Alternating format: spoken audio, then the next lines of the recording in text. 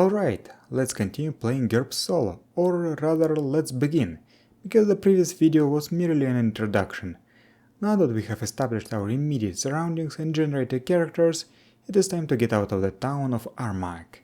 I don't know much about the town itself, but I will determine necessary properties when time is right. Right now I have the following questions. What is the current day? What is the current weather? What is the base exploration speed of the party? Where are we going? How much supplies should we get? And will extra supplies affect exploration speed? The current date is important because, as Gary Gygax said, you cannot have a meaningful campaign if strict time records are not kept. Strict time records make any game better, even a conventional one. Believe me, I have experienced it firsthand. My setting uses a simplified calendar. There are 12 months, and each month has 4 weeks. Thus, the year is a bit shorter than the real-world year. However, to make timekeeping easier, I will use the real-world calendar. The difference will be negligible. Thus, today is the day I'm writing this, June 22nd. Weather is something most people seem to ignore entirely. In GURPS, I do not even blame them, because the rules are all over the place and there is no system-specific method of generating weather. Because of that, I combed through the books, consolidated the weather rules, adjusted them where appropriate, and plugged some holes where necessary. In addition, I wrote a weather generator program that used the Axe2 Judge's Journal algorithm, but with GURPS rules. I have already tried it in a real game and successfully so. Thus, I pressed the button and got the following weather. That's surprisingly similar to the current weather where I live. The base exploration speed of the party is the base exploration speed of the slowest member, obviously. In GURPS, base overland movement speed is equal to move divided by 2 in miles per hour. Since one of the characters is in heavy encumbrance with move 2, the party's exploration speed will be 1 mile per hour. That's slow, but will be fine, probably. The next question is supplies. Each character has 12 rations and a canteen that can hold up to 2 quarts of water, which is enough for half a day usually. What I just noticed is that Cat the Ranger does not have any survival skill, so foraging is out of the question. The current temperature is 93 degrees Fahrenheit, which is hot enough to cause extreme dehydration and heat stroke, especially for those with encumbrance. And I remind you that one of the priestesses is in heavy encumbrance. Even if the party buys bigger wineskins for water, heat is unbearable even at night. Thus, moving out today will be suicidal. The party has to wait. As you can see, June 23rd was only slightly cooler, but significantly windier. June 24th, however, is much more bearable. The party stayed in Armach for 2 days, but I will consider that they have paid their cost of living expenses at the start of the month, so I will not deduct any funds right now. Now it's time to move out, but before we do, all 4 characters will replace their canteens with more voluminous wineskins. Each wineskin can hold a gallon of water, which is enough for 2 days. So let's get going. For the purpose of wilderness exploration, I created a step-by-step procedure. Well, more like stole and adjusted it from Axe2 than created. But if you're watching this, you already know that I'm devoid of original thoughts. Let's go through it step by step. Step 1. Determine weather. That's already done. Step 2. Determine hourly movement rate. We already know that it's merely 1 mile per hour. I may opt to roll hiking for each adventurer, but I will not do that. I am likely to fail and make things worse. 3. Determine activities. The party will simply move. I also have to define the marching order, and this will be Ket, Nefera, Aru, and Setek. So Ranger, Priestess, Priestess, Fighter. Step 4. Check for daily encounters. I am going to use the procedure from Axe2 Judge's Journal, because I think that this is the best random encounter system ever made. First, we have to determine the class of the terrain. I don't mean plains, forests, mountains, but rather civilized borderlands, outlands, unsettled.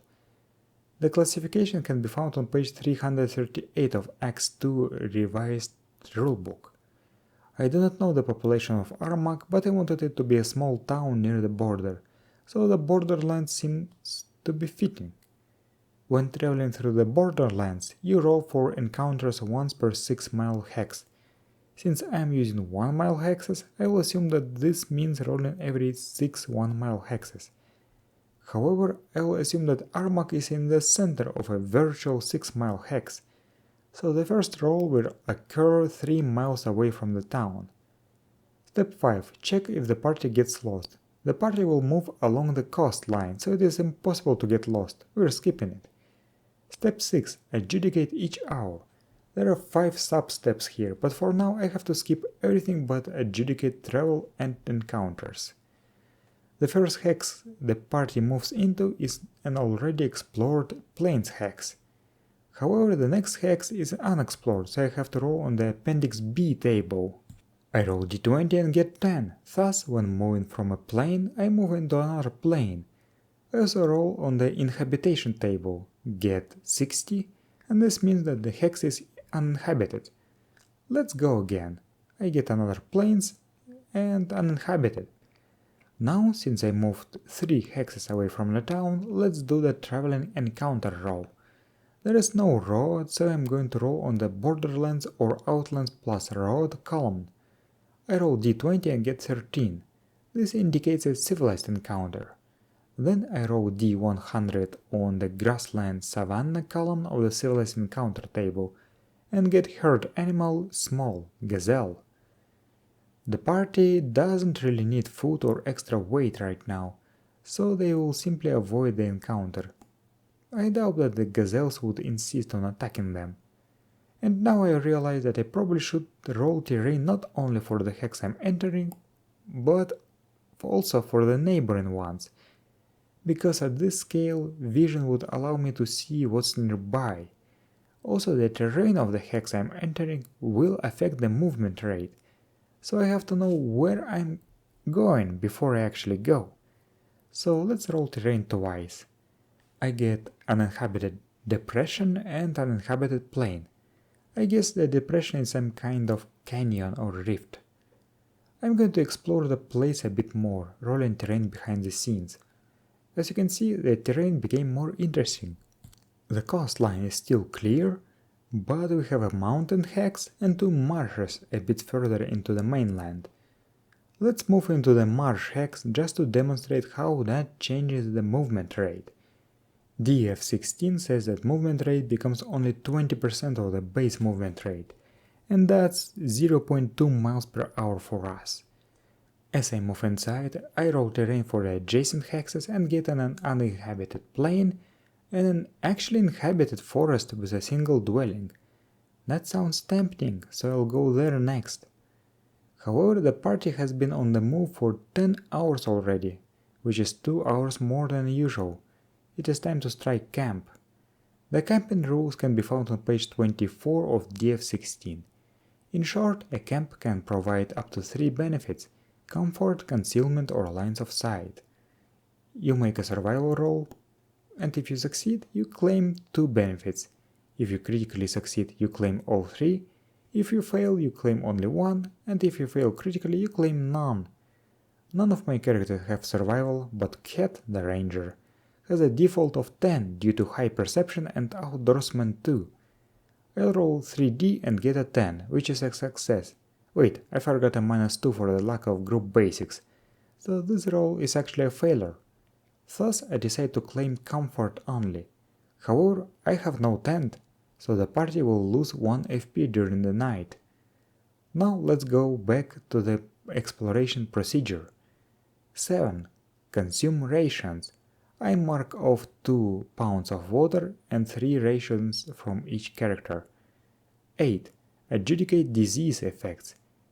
You know, a jungle swamp sounds like a place that may harbor disease, so I will take note of it for when I'm going to make disease rolls later. Step 9. Check for nighttime encounters. For Borderlands, there is a chance of a nighttime encounter once per 3 nights. Let's roll it. I get a 7, which means no encounter.